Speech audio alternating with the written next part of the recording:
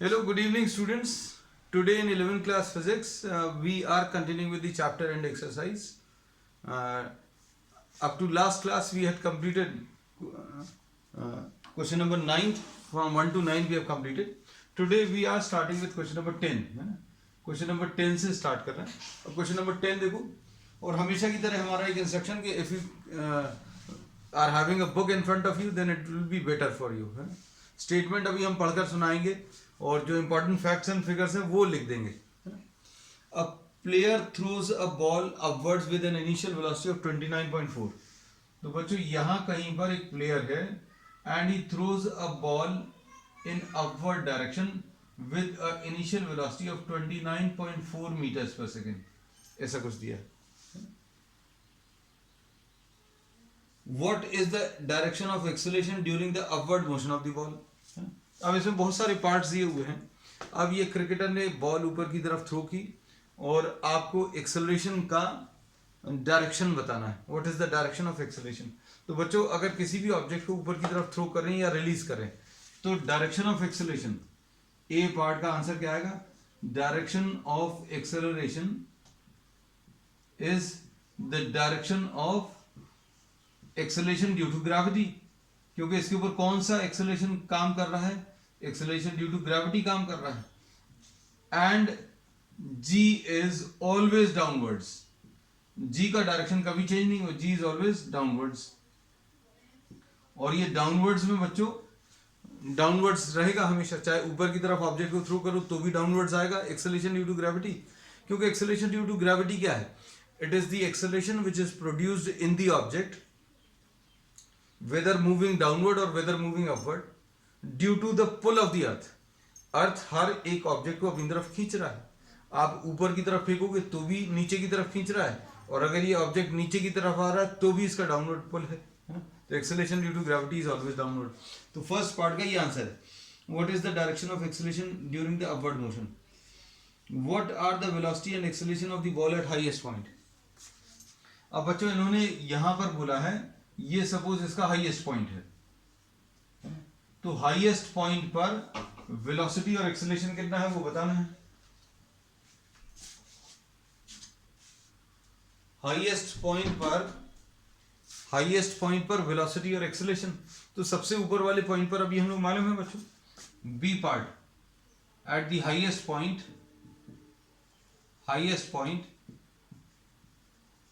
The velocity is zero.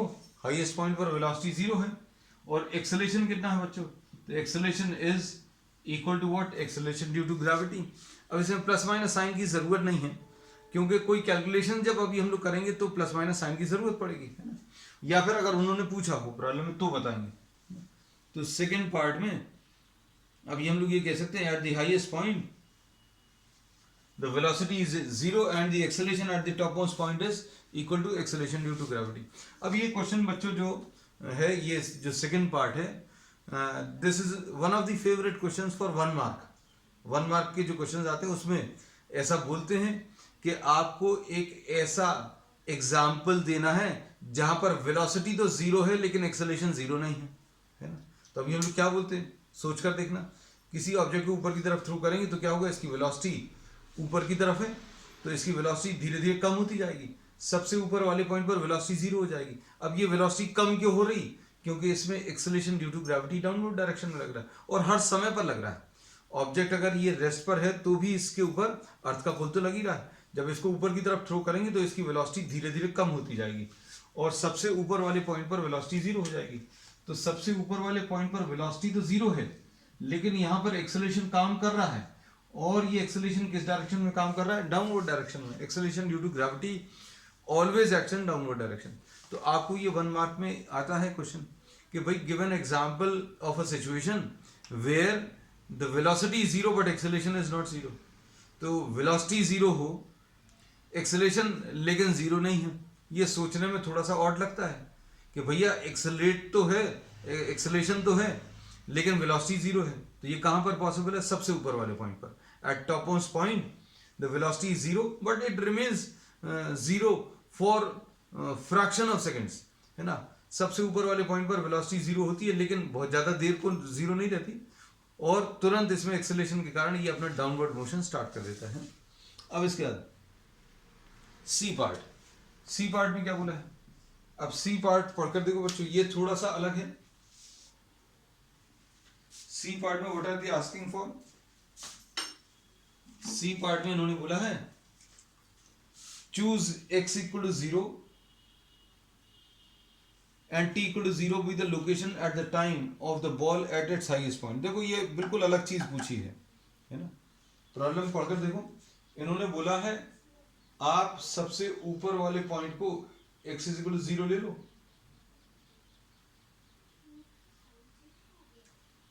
और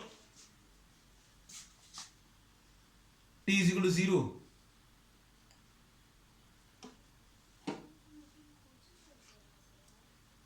with the location and the time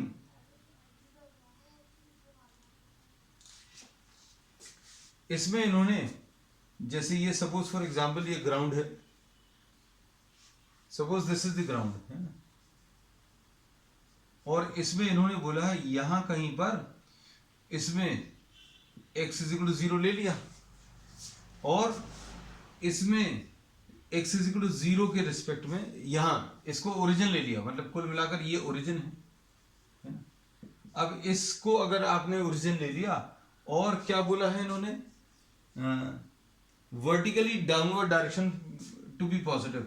बच्चों नीचे की तरफ जो डायरेक्शन है उसको पॉजिटिव लिया है और ऊपर की तरफ जो डायरेक्शन है उसको नेगेटिव लिया है, ऐसा बोला है इन्होंने प्रॉब्लम में। देखो बच्चों ये प्लस माइनस साइन जो है ना, ये प्लस माइनस साइन किसके लिए है? सिर्फ हम ही लोगों के लिए है।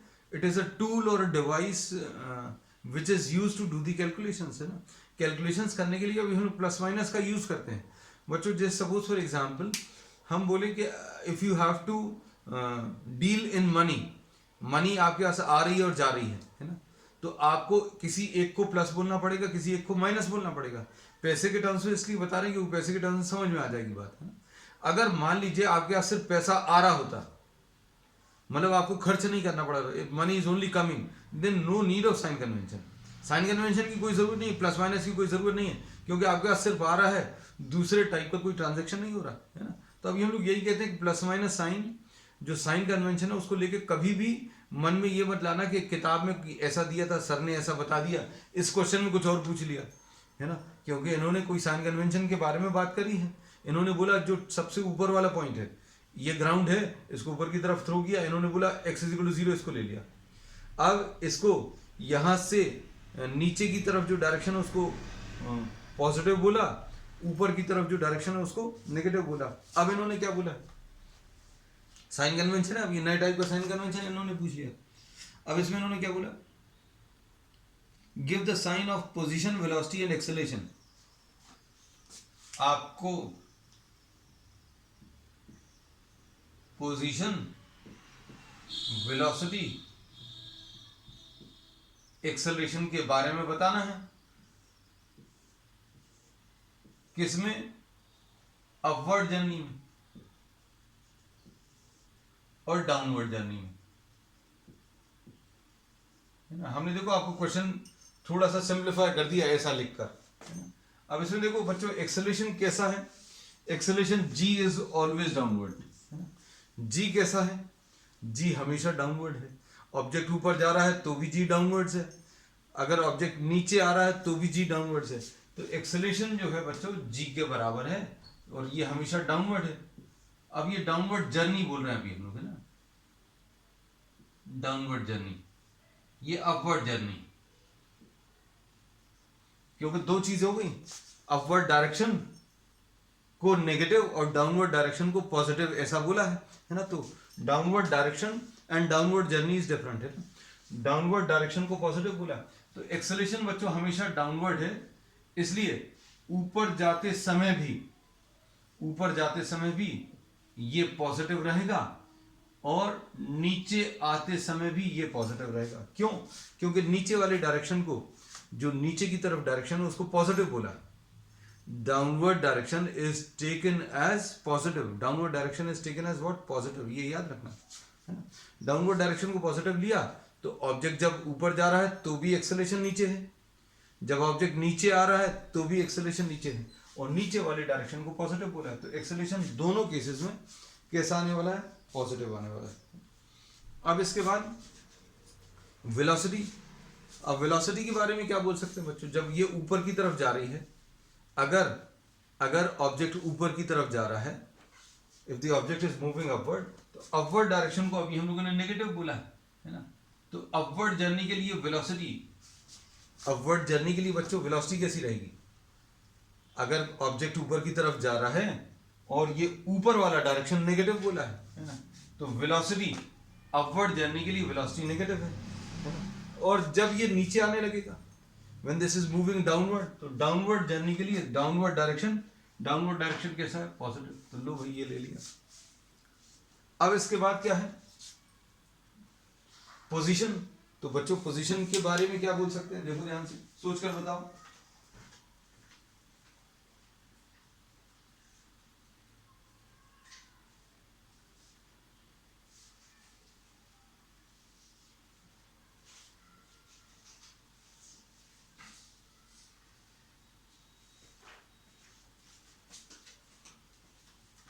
इफ द ऑब्जेक्ट, इसमें पोजीशन के बारे में क्या बोला है? पोजीशन इसमें इन्होंने बोला जो टॉप मोस्ट पॉइंट है उसको इन्होंने ओरिजिन लिया है। The top most point is taken as what? The origin. ठीक। और इसके बाद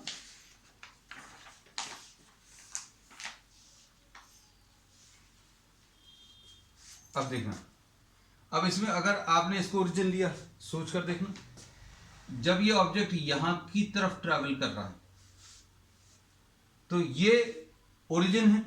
अगर आपको ये पोजीशन मेजर करनी है, ये बच्चों थोड़े से अच्छे समझने की चीज है, इसलिए अभी हम इसका अलग कलर का यूज करेंगे। ये जो टॉप मोस्ट पॉइंट है, ये टॉप मोस्ट पॉइंट, इस टॉप मोस्ट पॉइंट को ओरिजिन ले लिया है ना। जब आप इस ऑब्जेक्ट को ऊपर की तरफ थ्रो कर रहे हो, मान लीजिए यहां कहीं पर आया, तो डिस्प्लेसमेंट क्या आएगा बच्चों?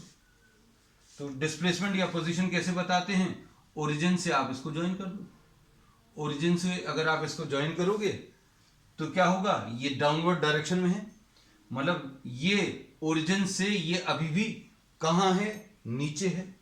जब ये यहां पर आ जाएगा तो भी अभी भी ओरिजिन से नीचे ही रहेगा, क्योंकि ओरिजिन आपने इसको लिया है। जब ये यहां पर पहुंच जाएगा तो भी ओरिजिन से नीचे ही रहेगा, है ना। अब इसमें थोड़ा सा आप दिमाग लगाओगे, थोड़ा सा सोचोगे, तो कैसे भी जाए, ये ऑब्जेक्ट ऊपर जाए या नीचे आए, ऑब्जेक्ट ऊपर जा रहा हो या नीचे आ रहा हो, हमेशा ये ओरिजिन से नीचे ही रहेगा। ओरिजिन किसको लिया है? ओरिजिन बच्चों इसको लिया है, हाईएस्ट पॉइंट को। ओरिजिन किसको लिया है? सबसे ऊपर वाले पॉइंट को। तो आप सोचकर देखना कि ये टॉप मोस्ट पॉइंट है। अब ये ऑब्जेक्ट जो है जब ग्राउंड पर है तो भी ओरिजिन से नीचे है, और ओरिजिन से इसको ज्वाइन करोगे तो ये पोजीशन बताएगा। जब ये यहां पर आ जाएगा तो भी ओरिजिन से नीचे है, यहां पर है तो भी ओरिजिन से नीचे है, यहां पर है तो भी ओरिजिन से नीचे, यहां पर ओरिजिन पर आ गया, और उसके बाद ओरिजिन से नीचे ही रहेगा जब नीचे आएगा। तो दोनों ही केसेस में पोजीशन बच्चों कैसी रहेगी? पॉजिटिव रहेगी। पॉजिटिव क्यों रहेगी? क्योंकि नीचे, ओरिजिन से नीचे वाले डायरेक्शन को क्या बोला है? पॉजिटिव बोला है। तो इसमें बच्चों सिर्फ आपके कॉन्सेप्ट्स क्लियर करने के लिए इन्होंने कुछ कुछ नए तरीके से साइन कन्वेंशन को डिफाइन किया था, है? हम लोग क्या करते हैं? हम लोग भी साइन कन्वेंशन का यूज करते हैं, और हम लोग क्या यूज करते हैं? Anything upward is taken as positive and downward is taken as negative, है। तो कंफ्यूज होने की जरूरत नहीं है, आपको जो अच्छा लगे वो यूज कर सकते हैं, है ना। सिर्फ इस प्रॉब्लम के लिए इन्होंने कुछ पूछा था तो वो बता दिया। अब देखो बच्चों नेक्स्ट,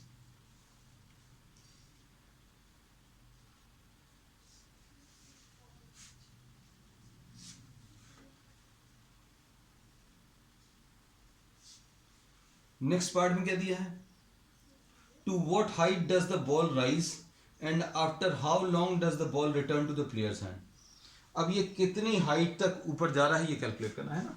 तो शुरू के 2-3 पार्ट्स जो हैं वो थ्योरेटिकल थे, है ना, तो वो थ्योरी पार्ट अभी हमने डिस्कस कर लिया। अब न्यूमेरिकल पार्ट को अब हम लोग सॉल्व करेंगे, है ना। देखना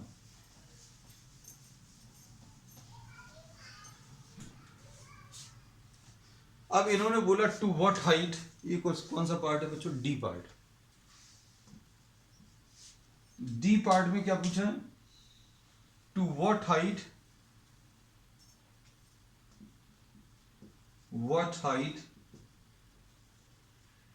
does the ball rise?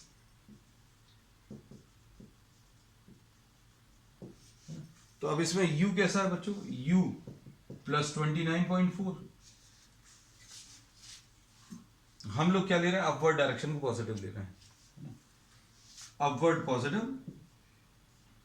अब इसमें ये मत सोचना कि यार अभी तो कुछ और बोल रहे थे, वो तो प्रॉब्लम में पूछा था तो अभी अपन ने उस प्रॉब्लम का आंसर दे दिया। लेकिन हम लोग जो साइन कन्वेंशन पिछले प्रॉब्लम्स में यूज करते हैं वो यही है, anything upward will be taken as positive, downward will be taken as negative. और g की वैल्यू, a की value -9.8 metres per second square. अब बच्चों ये माइनस क्यों है? ये माइनस इसलिए है क्योंकि ये acceleration due to gravity downward है, and downward is taken as negative. अब to what height does the ball rise? तो at top most point, at the top, v is equal to 0। अब इसमें v इज इक्वल टू 0 है तो v is equal to क्या? u plus at use कर सकते हैं। v is equal to what? u plus at। अब देखो वेलोसिटी, फाइनल वेलोसिटी बच्चों 0 है। इनिशियल वेलोसिटी कितनी है? 29.4 है ना। माइनस a की जगह -9.8 लिख लिया इंटू t, तो ये आ गया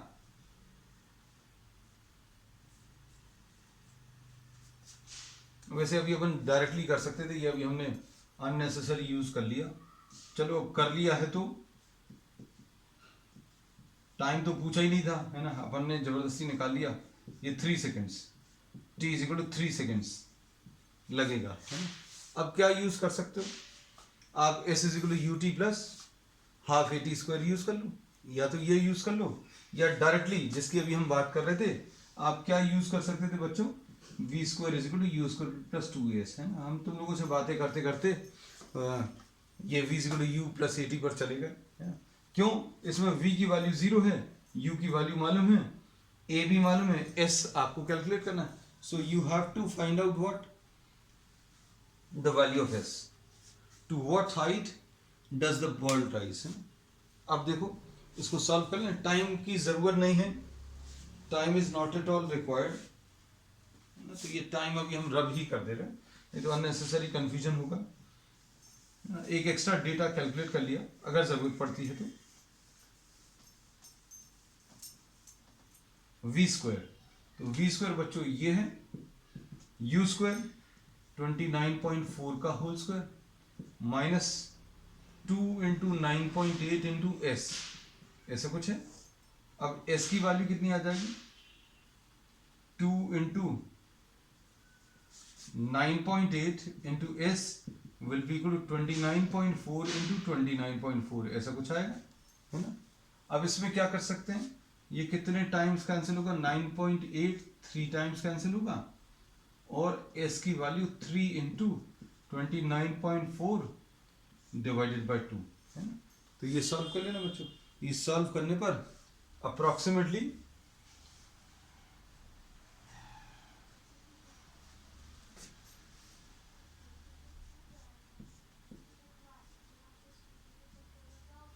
$19.2 आ जाएगा। 2 1 2 2 9 सॉरी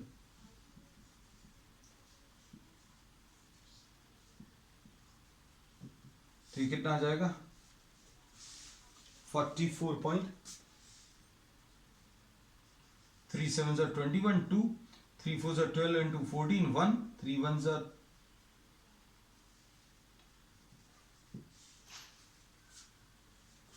ठीक, ऐसा कुछ आ जाएगा 44.1 मीटर्स। ठीक, अब इसमें इनकेस अगर आपने पिछले पार्ट का साइन कन्वेंशन यूज किया होता, ठीक है, this is the sign convention which we have been using, है ना। यूजिंग, किसी के मन में अगर ये आ रहा हो तो उनके लिए अभी हम using the sign convention of the previous part, जो पिछला पार्ट है उसका साइन कन्वेंशन अगर यूज करें तो ये 29.4 बच्चों ऊपर की तरफ है, तो इसको अभी हम लोग नेगेटिव ले लेंगे क्योंकि ऊपर वाला डायरेक्शन ऊपर वाला डायरेक्शन कैसा है, नेगेटिव, और ए की वैल्यू, ए डाउनवर्ड है तो डाउनवर्ड पॉजिटिव है 9.8, है ना। अब क्या आ जाएगा, वी स्क्वायर कैसा लिखेंगे बच्चों, v square is equal to u square plus 2as, ऐसा यूज होता है ना। तो कितना आ जाएगा इसको सॉल्व करने पर, 0 is equal to u square, u कितना है बच्चों, -29.4। देखो अभी किसी के मन में आएगा कि भैया ये क्या चीज हो गई, है ना, प्लस 2 इंटू 9.8 इंटू एस। तो एस को अगर आप सॉल्व करोगे तो एस की वैल्यू यहां पर नेगेटिव आएगी, क्योंकि ये क्या होगा, नेगेटिव का स्क्वायर बच्चों पॉजिटिव आ जाएगा, 29.4 इंटू 29.4 अपॉन 2 इंटू 9.8। हमारा काम बच्चों आपको यही है कि सारी चीजें आपको परफेक्टली क्लियर करके देना, कि आप कुछ भी लें आपका आंसर वही आने वाला है ना। तो ये तो पॉजिटिव हो जाएगा, लेकिन इसको इस तरफ लाएंगे तो नेगेटिव हो जाएगा। तो एस की वैल्यू बच्चों आंसर तो वही आ रहा है, देखो परफेक्टली वही कैलकुलेशन, -44.1। तो -44.1 क्यों है, एस -44 क्यों है, क्योंकि अपवर्ड डायरेक्शन को कैसा लेते हैं, अपवर्ड डायरेक्शन को नेगेटिव इनके हिसाब से, है ना।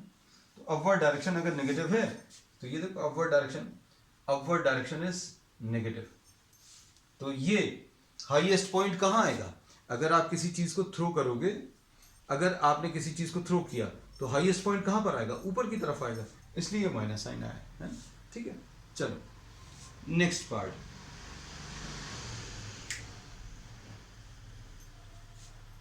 थ्री पॉइंट वन देख लो, नेक्स्ट क्वेश्चन।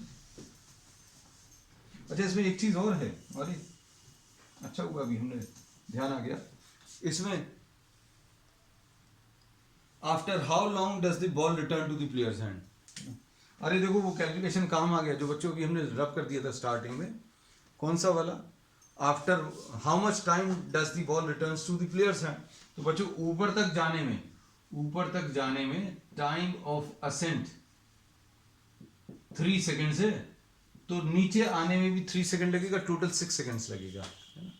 तो टाइम जो है कैसे निकाला था अभी हम लोगों ने, v = u + 80 से, तो आंसर 6 सेकेंड्स आने वाला है। एक और तरीका बता दे रहे हैं, आपको कहीं पर ऐसा लगे कि भाई ऊपर तक जाने में 3 सेकेंड लग रहा है, नीचे कम लगेगा, कई सारे बच्चों को मिसकॉन्सेप्शंस रहते हैं, वो सब क्लियर हो जाएंगे।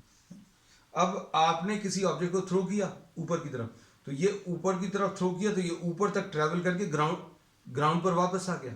तो एस क्या होता है, s is the shortest distance vector joining the initial to final position. तो बच्चों इनिशियल और फाइनल पोजीशन यही है।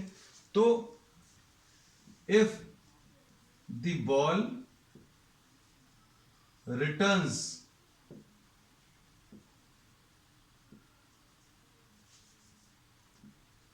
in the hands of the player, अगर ये वापस हाथ में आ रही है तो क्या होगा,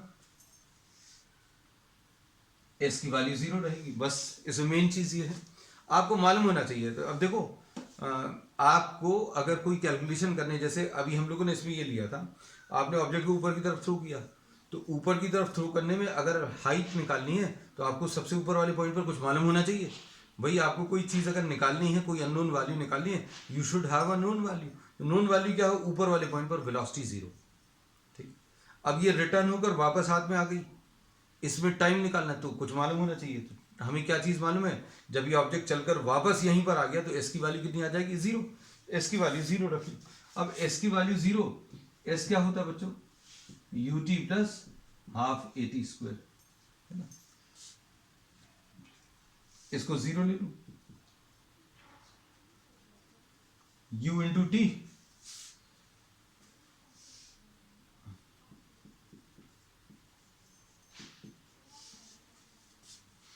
अब कोई भी साइन कन्वेंशन यूज करो, किताब वाला जो इन्होंने पिछले पार्ट में, तो ये माइनस आता, ये प्लस आता, और अभी हम लोग जो लेते हैं ऊपर वाला प्लस नीचे वाला माइनस, है ना। तो कंफ्यूजन बिल्कुल मत रखना। अभी हम लोगों ने क्या किया, a की वैल्यू -g रख ली।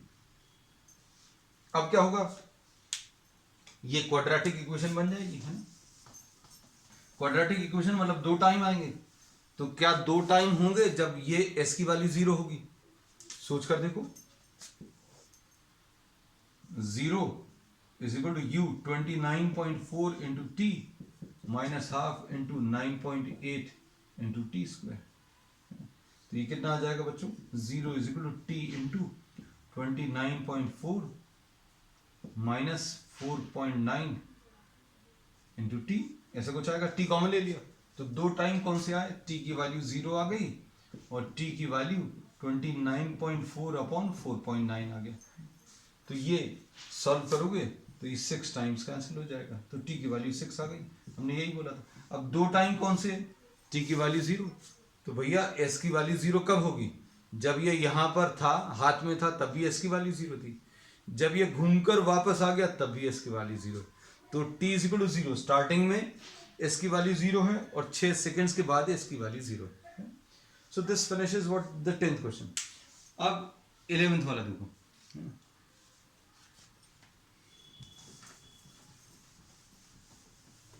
क्वेश्चंस बच्चों बहुत अच्छे दिए हुए हैं एनसीईआरटी में, फिजिक्स में पर्टिकुलरली। मैथ्स का भी हम लोग नहीं बोलेंगे, मैथ्स में इतने ज्यादा अच्छे क्वेश्चंस नहीं हैं, है ना। मैथ्स की एनसीईआरटी अकेला करने से कुछ नहीं होगा। जैसे फिजिक्स की एनसीईआरटी करते हो तो आपको बहुत सारी चीजें क्लियर होंगी। प्रॉब्लम्स बहुत शानदार दिए हुए हैं। अब देखो सॉल्यूशंस तो बच्चों सब जगह मिल जाता है, नेट पर भी, everything everywhere you find the solution. हमारी क्लास में आपको ये है कि ये जो डिस्कशन अभी हम लोग करते हैं उससे आपके बहुत सारे कॉन्सेप्ट्स क्लियर होंगे। क्योंकि सॉल्यूशन अगर आप देखो, आप इस पूरे वीडियो को देखकर अगर आप कॉपी करने की कोशिश करोगे, if you try to write down the solution, hardly 8-10 lines, है ना। लेकिन उसमें समय कितना सारा लग गया, क्योंकि अभी हम लोगों ने बहुत सारी चीजें इसमें एक्सप्लेन की है, कॉन्सेप्ट एक्सप्लेन किए। अब देखो question number 11, 3.11।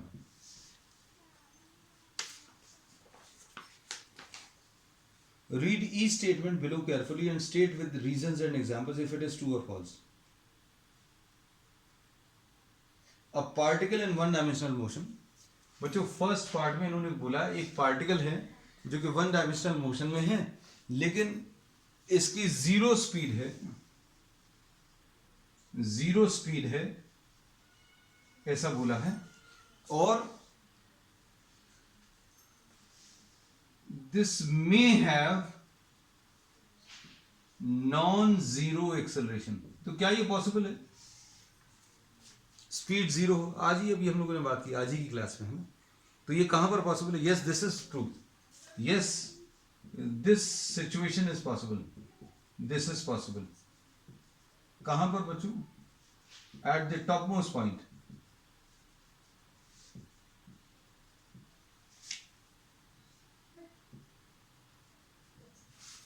Top most point पर स्पीड तो जीरो होगी लेकिन एक्सेलरेशन होगा। At the top most point speed is zero but acceleration is what 9.8 metres per second square, है ना। साइन देने की जरूरत नहीं है, नॉट एट ऑल रिक्वायर्ड। अब इसके बाद B part,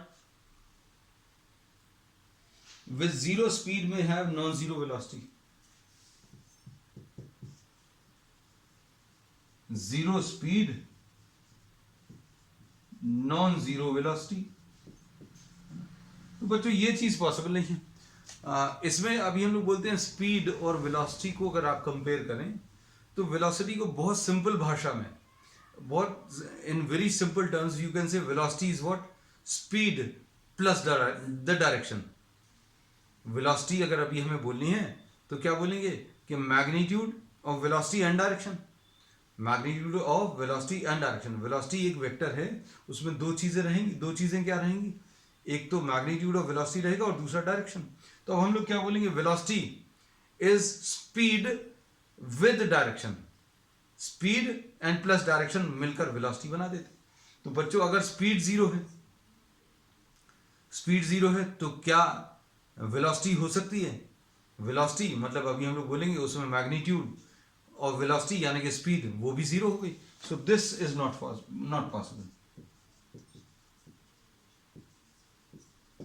not possible. Reason क्या है? Because zero speed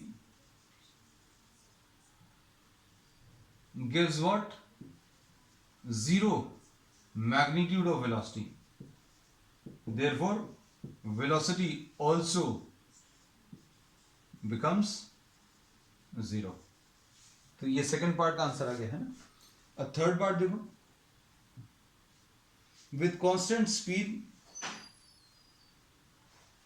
must have zero acceleration.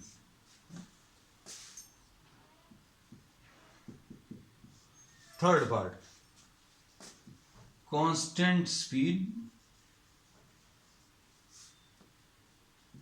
may have zero acceleration, है ना।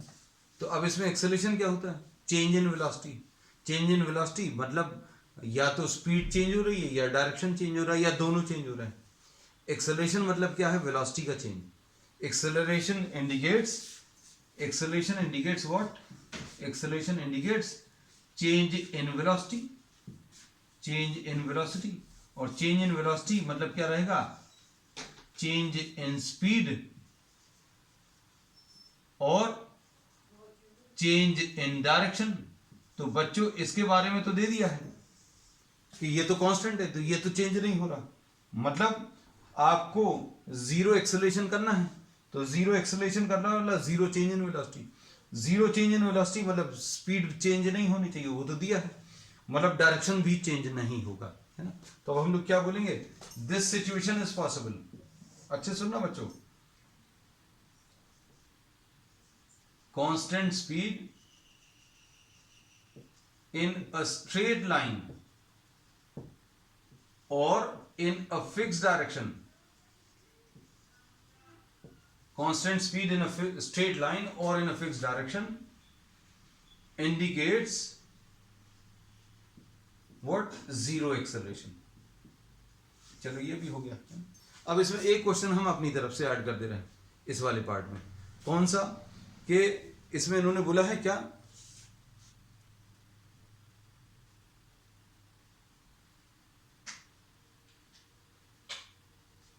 इसमें क्या चीज, एक पार्ट अभी हम ऐड कर रहे हैं, this is not given in the problem. Constant speed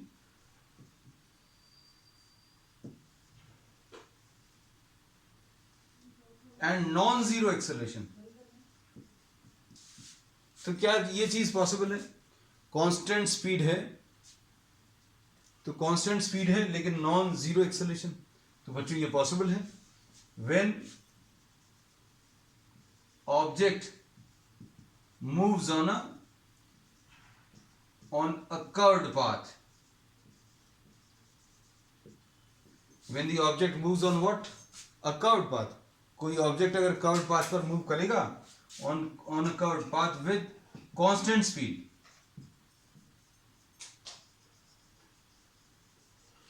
तो क्या होगा बच्चों? इसमें वेलोसिटी का मैग्नीट्यूड चेंज नहीं होगा क्योंकि कांस्टेंट स्पीड है। कांस्टेंट स्पीड ये दिया हुआ है with constant speed. Direction of velocity changes at every point. बच्चों अगर कोई ऑब्जेक्ट कर्व्ड पाथ पर मूव कर रहा है तो यहां पर 10 मीटर्स पर सेकेंड, यहां पर भी 10 मीटर्स पर सेकेंड, लेकिन डायरेक्शन देखो, direction of velocity is given by direction of tangent. तो बच्चों यहां की वेलोसिटी और यहां की वेलोसिटी अलग है, भले ही मैग्नीट्यूड सेम है लेकिन डायरेक्शन इसमें अलग अलग है। तो कांस्टेंट स्पीड के साथ नॉन जीरो एक्सेलरेशन कहां पर पॉसिबल है? ऑन अ कर्व्ड पाथ, क्योंकि कर्व्ड पाथ पर वेलोसिटी का direction is given by direction of tangent, है। चलिए अब इसका फोर्थ पार्ट बच्चों, with positive value of acceleration must be speeding up. अब ये बहुत इंपॉर्टेंट है। एक्सेलरेशन पॉजिटिव है तो सबके मन में ये आता है कि वो उसकी स्पीड इंक्रीज हो रही होगी, है ना। तो अब इसमें ध्यान से सुनना। सपोज यू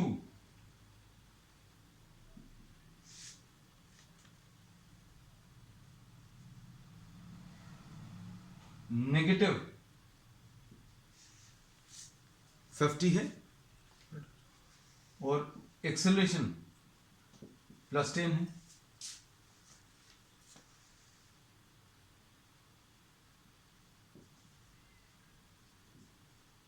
इसका मतलब क्या है? ये इनिशियल वेलोसिटी कैसी है बच्चों? इधर की तरफ 50 मीटर्स पर सेकेंड, और एक्सेलरेशन कहां पर काम कर रहा है, इधर की तरफ। तो अब क्या होगा आफ्टर 1 सेकेंड, देखो एक्सेलरेशन पॉजिटिव है, एक्सेलरेशन पॉजिटिव, हम एग्जाम्पल लेकर इसलिए बता रहे हैं क्योंकि सारी चीजें क्लियर हो जाएंगी।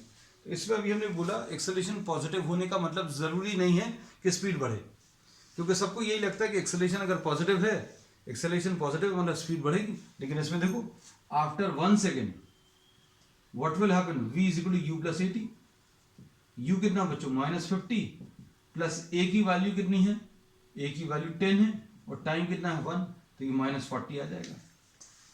तो पहले कितनी थी वेलोसिटी -50, अब -40 हो गई। 2 सेकेंड्स के बाद